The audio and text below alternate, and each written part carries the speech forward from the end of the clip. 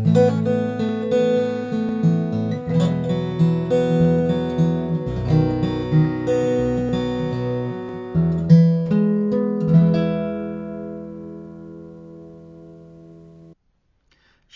and welcome to this week's installment of Who's Who Among the Jews. Asked what the most important singing competition is in the world, most Americans will perhaps say The Voice or America's Got Talent or American Idol.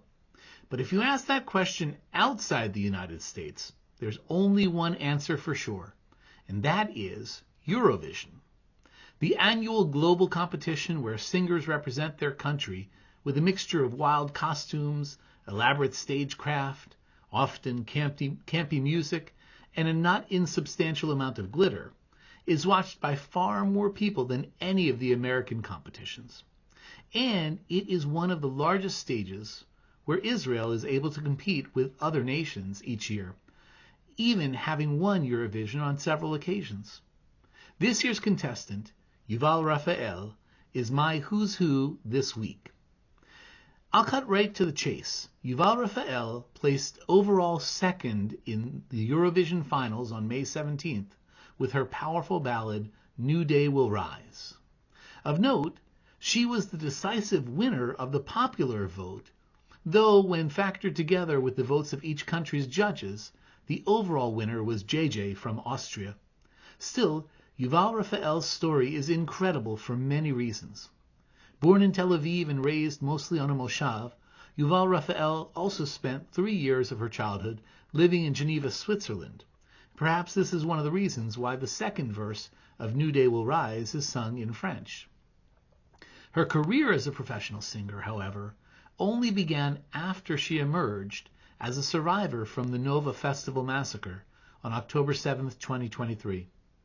On that day, she hid in one of the small roadside bomb shelters and was literally buried under dozens of others who had been shot by Hamas terrorists. Told by her father on the phone to play dead, she was one of only a handful of the 50 people in that shelter to emerge alive after hiding under the bodies of her friends for 8 hours. Unquestionably, this was a horrific experience, and one that could have turned her thoughts only towards darkness. However, she's quoted in one of her interviews as saying, "I wished for myself to be happy and to really understand the gift that I had been given, and that's to live, to have more experiences, and be happy, and to live fully." She was a contestant on the Israeli music competition show HaKochav Haba, literally Rising Star. After winning that competition, she was then selected to represent Israel in this year's Eurovision Song Contest. She was prepared for the protests, animosity, and harsh treatment that last year's contestant, Edin Golan, faced in the midst of the ongoing war. And she faced this for sure, including attempts to disrupt nearly every one of her performances. However, what was astonishing was the absolute positivity that she brought to every moment, public and private. The sheer joy she exhibited upon having heard the news of her second-place finish, including her gracious admission that JJ fully deserved the win on behalf of Austria, only cemented the reality that she represented the very best of what Israel can bring to the international stage.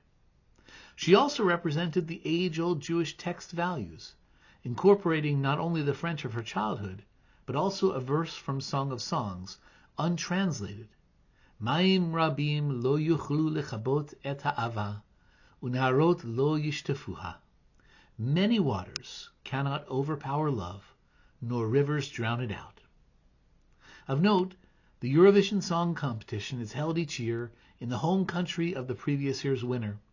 This year's event was held in Basel, Switzerland, a city that holds a special place in the hearts of all who love Israel, as it was there that Theodor Herzl proclaimed at the First Zionist Congress in 1897, Im tirtzu ein zo agada.